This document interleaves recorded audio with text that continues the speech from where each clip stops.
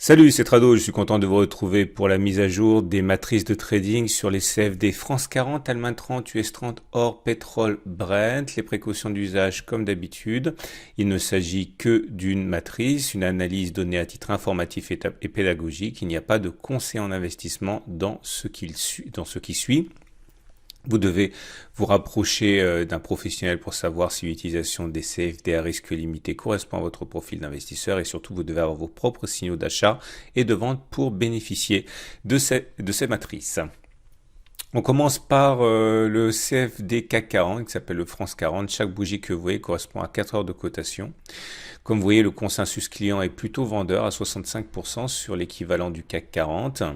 On peut voir également que nous avons une tendance qui est indécise, imprécise, puisque nous sommes toujours en lutte avec la moyenne mobile à 50 périodes pour passer au-dessus. Celle-ci est descendante, mais la moyenne mobile à 20 périodes est montante. Bref, nous sommes dans une situation assez hybride. La tendance n'est pas claire, même si le consensus client est fortement baissier. On a une zone de résistance ici importante qui bloque les cours à 5963, 5938, zone qui pour l'instant se révèle intraitable. De l'autre côté, nous avons une zone de support qui est également très solide à 5738, 5697. Ce qu'il faut imaginer, c'est que si vous avez un biais haussier, il y a de fortes chances pour que vous ne soyez pas les seuls à chercher des signaux d'achat en cas de clôture au-dessus de cette zone des 5963, 5938, ou alors en cas de retour sur la zone des 5738, 5697. Par contre, si vous avez un biais plutôt baissier, la zone qu'il faut surveiller est celle des 5963, 5938. S'il y a un signal baissier qui apparaît dans cette zone, les traders baissiers sans doute chercheront à le saisir. De la même manière qu'une clôture en dessous de la zone de support, une fois que l'on aurait franchi ce palier, eh bien, risquerait effectivement d'être mise à profit par les traders baissiers pour chercher des signaux dans cette direction et profiter d'une dégradation du France 40. On passe maintenant à l'Allemagne 30 dans une situation également assez confuse puisque la moyenne mobile à 20 périodes monte, mais la moyenne mobile à 50 périodes descend toujours. Nous sommes là aussi dans une situation où le consensus des clients CMC Market c'est plutôt vendeur à 62%. À noter quand même que la prochaine résistance est à 13,373, 13,206 qui a déjà bloqué l'évolution des cours à la hausse. Et nous avons un double rideau défensif en termes de support avec les 12 993, 12 923 et également les 12 895, 12 794 qui correspond à un support plus ancien qu'on ne voit pas sur cette capture du graphe. Il demeure que ceux qui ont un consensus haussier, qui ont une opinion haussière sur l'Allemagne 30 et qui cherchent des signaux haussiers, attendront sans doute que l'on passe au-dessus de cet obstacle des 13,373, 13,206 ou alors que l'on revienne en espérant un rebond technique comme la précédente fois sur la zone des 12,794, 12,993. À l'inverse, ceux qui ont plutôt un biais baissier sur l'Allemagne 30 attendront que l'on fasse preuve d'un accès de faiblesse, que ce soit bougiste ou chartiste ou technique sur la zone des 13,373, 13,206 ou alors que l'on passe en dessous du palier des 12,993, 12,794. On passe sans plus attendre à l'US 30, l'équivalent du Dow Jones, avec là aussi une configuration hybride avec la moyenne mobile à 50 périodes qui descend mais la moyenne mobile à 20 périodes qui monte. Là aussi nous sommes capés par une résistance, les 28,198, 28,161 et les traders qui sont haussiers chercheront sans doute à saisir des signaux dans ce sens en cas de passage et de clôture au-dessus de cette zone ou alors en cas de retour sur le support des 27,312, 27,220 qui correspond à une zone qui nous a préservé déjà de la baisse sur une partie du graphe qui n'apparaît pas sur cette capture mais qui est un peu plus ancienne. À l'inverse, ceux qui ont un biais baissier tenteront sans doute de saisir dans cette zone des 28,198, un signal baissier. Là, par exemple, vous avez eu un 3 inside down. Là, vous avez également eu un 3 inside down. Là, vous aviez une étoile filante. Et là aussi, donc voilà, des signaux qui ont déjà été pris par des traders baissiers précédemment.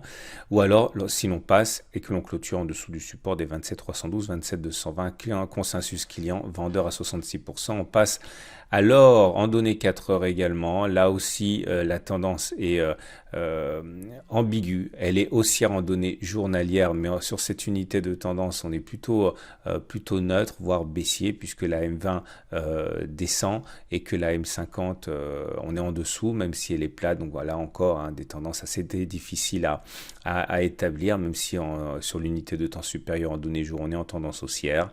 Le consensus client est acheteur à 77%. Ceux qui ont un biais haussier attendent sans doute que l'on revienne sur les 1456, 1445 pour acheter. Par exemple, comme on a pu le voir là, avec un 3 inside up, ou ici avec un avalement haussier, ou encore là avec un beau marteau. Ou alors que l'on passe au-dessus de l'obstacle des 1486, 1474, c'est-à-dire au-delà de l'obstacle qui embête l'or. Ceux qui ont un biais plutôt baissier attendront sans doute que l'on passe et que l'on clôture en dessous du palier du support des 1456, 1445, ou alors que l'on revienne dans cette zone des 1486, 1474 avec un signal de qualité. Par exemple, ici, on a un avalement baissier qui a bien fonctionné pour ceux qui l'ont pris, ou encore ici.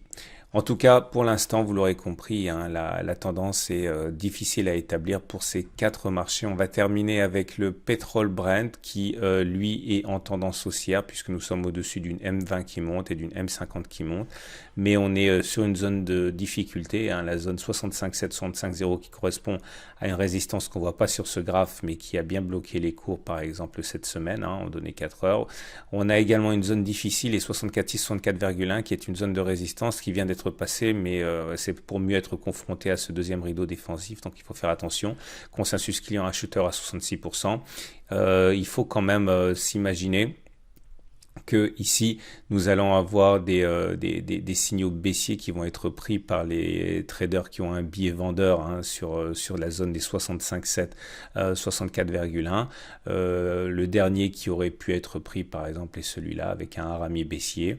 Nous avons également la possibilité d'entrée baissier pour certains si on clôture en dessous des 69, 60,4. Par contre, ceux qui ont un biais haussier attendent sans doute que l'on revienne sur les 69, 60,4 avec par exemple ici un harami haussier, un avalement haussier, ou également ici un avalement haussier. Vous voyez, bougie rouge avec bougie verte derrière, le corps vert englobe le corps rouge. Et au-delà de 65,7, 65 éventuellement, s'il y a des signaux haussiers, certains voudront les prendre. Voilà ce qu'on pouvait dire pour ces 5 marchés. Je vous souhaite une excellente semaine et je vous donne rendez-vous tout au long de la semaine pour d'autres analyses techniques. Pensez à vous abonner à la chaîne YouTube pour ne rien louper.